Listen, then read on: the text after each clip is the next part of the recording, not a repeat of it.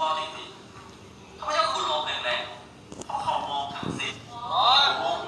มีคนถามข้าพเจ้าว่าแล้วทางเซนมันคืออย่างไรข้าพเจ้าจะอธิบายนะว่าทางเซนเปรียบเสมือนคาลือหาดหลังหนึ่งที่มีทุกอย่างอยู่ในนั้นถ้าต้องการอย่างจากทางเซนท่านต้องการรถอยู่ในนั้นก็มีท่านต้องการเวลาอยู่ในนั้นก็มีท่านต้องการเงินอยู่ในนั้นก็มีท่านต้องการสุขภาพอยู่ในนั้นก็มีท่านต้องการชื่อเสียงอยู่ในนั้นก็มีท่านต้องการคนยอมรับนับถืออยู่ในนั้นก็มีท่านต้องการอิสรภาพท่านต้องการอย่างต่างๆอยู่ในนั้นหมดเลยมีทุกอย่างเห็นป่ะ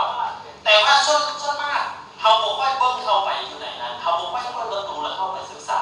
เขาเบิ้งเพียงแค่หน้าปกว่าโอ้หลวงพ่อหันเสียงถูกรู้แล้วประมาณนี้บางทีไปชวนปุ๊บกูพูดก่อนมึงเอาอธิบายแผนให้ฟังมึงกูก่อนไม่อยากแผนกูไม่โนแมนคนรู้จักมีหลายแต่คนรู้จริงมีน้อยข้าพเจ้าถามนะที่นั่งอยู่นี่มีท่านใดบูฮูอนุสาวรีย์ที่นครหลวงบูฮูประตูไซมีท่านใดบูฮูท่านเอาง่ายซะมีท่านใดบูฮูวัดภูที่นั่งอยู่ในนี้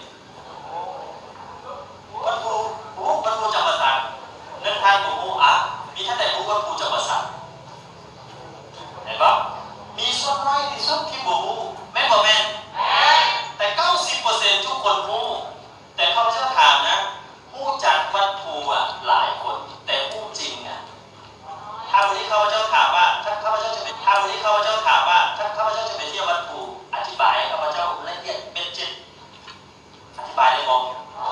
เห็นบ่แสดงว่าฮู้จักหลายคนแต่ฮู้จริงบ่เท่าใดทุกคนแม่นบ่แม่นวันนี้ข้าพเจ้าก็เถียงว่าฮู้จักทางเซนบ่ฮู้จัก10 ปีย้อนหลังข้าพเจ้าก็ยังฮู้จักทางเซนแต่ข้าพเจ้าก็รู้จริงว่าทางเซนเขาเฮ็ดหยังกันนึกภาพออกบ่รู้จักมีหลายแต่รู้จริงมีน้อยธุรกิจนี้ถ้าคนรู้จักเฉยๆบ่ประสบผลสำเร็จข้าพเจ้าแนะนำเลยคนที่จะสำเร็จคือต้องรู้จริงเท่านั้นคนที่จะรู้จริงถ้าคนนำตัวเองเข้ามาศึกษาสำเร็จบ่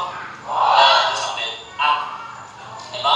ฉะนั้นเราไม่ได้อยากเป็นอย่างแต่เราต้องการผลลัพธ์ที่ต่างหากเห็นบ่แน่นอนตอนนี้ถ้าสมมติว่าหมอมีรายได้ดีท่านจะส่งเสียลูกไปเรียนหมอบางทีบ่มีเงินก็ขายหมอขายกล้วยขายให้ขายนาทุกอย่างแหละพยายามทำแต่พ่อมองว่ามันเป็นสิ่งที่ดีแม่ก็แม่แต่ถ้าสมมติว่าอาชีพหมอรายได้เป็นแบบนี้เขาก็จะเริ่มมีความคืนกันว่าพอเป็นไปได้ดีกว่าแสดงว่าเขาเพิ่มมีคนทำแม่ก็แม่วันนี้เราเพิ่มต้องการว่าโจทย์ของชีวิตเนี่ยถ้าเราตั้งโจทย์ผิดชีวิตจะเดินทางผิดนี่คือเรื่องจริงแม่ก็แม่เพราะหลายคนตั้งโจทย์เท่าไหร่เอาเบิ่งนะนี่คือผู้กับหลานจะมักถามผู้เรื่อยๆนะมีผู้กับหลานนะ2 คนรวมกันหลานถามผู้ว่าผู้ไปใส่ผู้บอกมาจะไหนไปคุณดิแล้วไปคุณที่อย่างล่ะคุณเพื่อเอาเงินมาอย่างมาซื้อขนมให้หลานแล้วหลานก็ถามต่อไปอีกว่าแล้วต่อไปผู้ไปใส่เป็นคุณดิเป็นคุณที่ยังเอาเงินมาอย่างมาซื้อขนมให้หลานแล้วต่อไปอีกล่ะก็ยังไปคุณดิอยู่จนเป้าเป็นนี่แหละหลานก็เลยถามผู้ไปที่คำนึงว่าผู้เกิดมาเพื่อคุณดีกว่า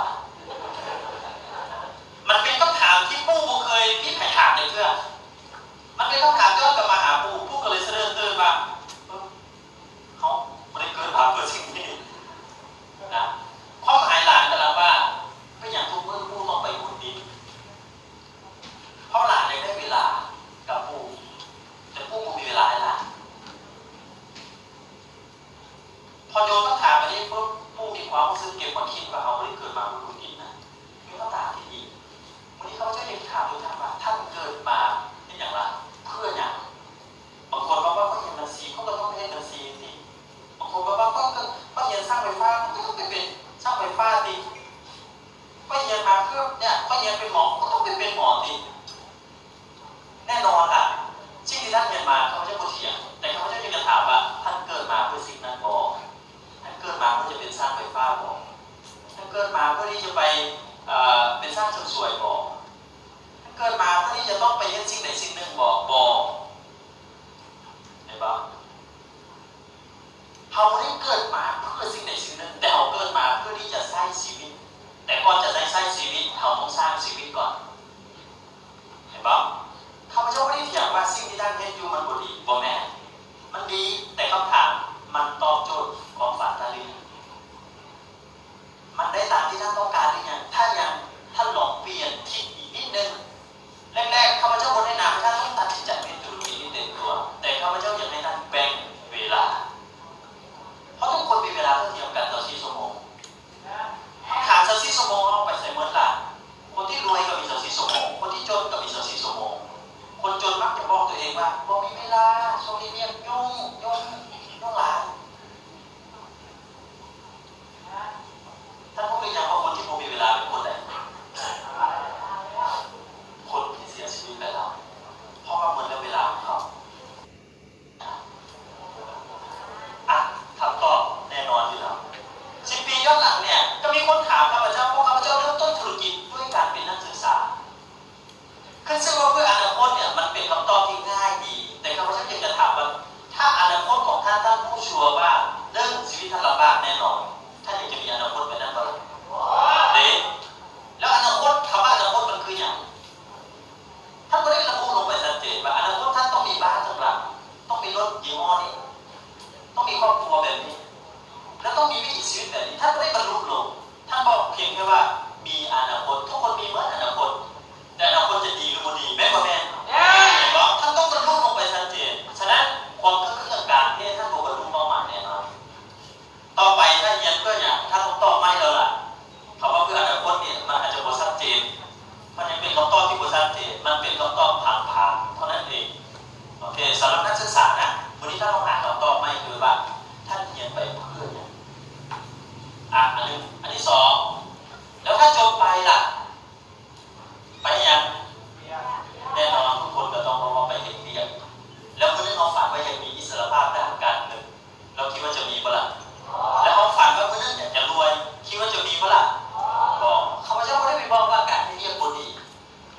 แน่นอนทุกคนเนี่ยจะมีรายได้ก็เริ่มต้นจากการเรียนแต่คำถามก็คือเบี้ยที่ท่านเฮ็ดเนี่ยมันเป็นเบี้ยที่หาเลี้ยงชีวิตหรือบ่หรือเป็นเบี้ยที่สร้างชีวิตถ้ามันเป็นเบี้ยที่สร้างชีวิต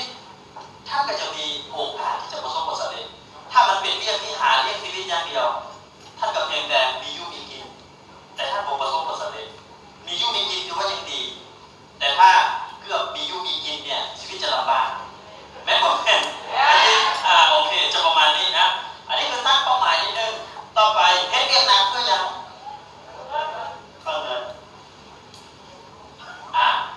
แต่ท่านเชื่อว่าคนที่เขาประสบผลสำเร็จเขาคิดต่างจากท่านเขาไม่ได้เรียนหนักเพื่อเงิน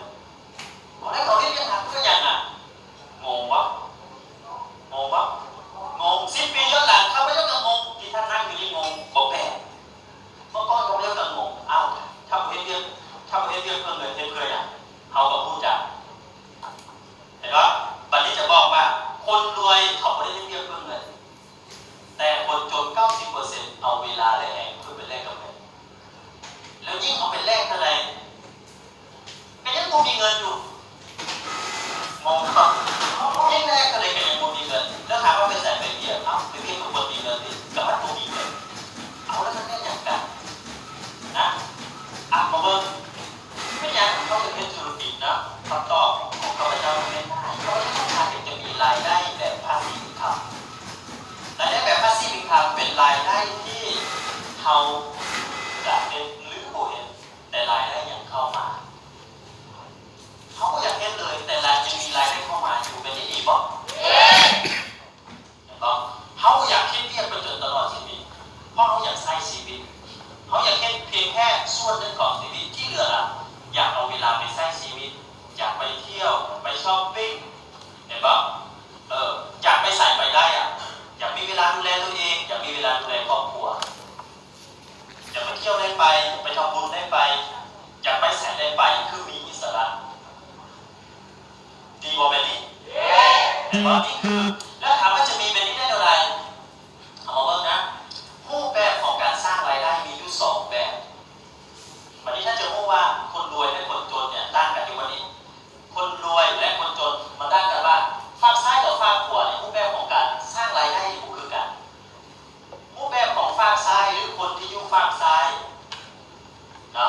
คนพวกนี้เนี่ยจะเอาตัวเองไปเป็นสาเหตุของรายได้หมายถึงเหตุจริงได้ถ้า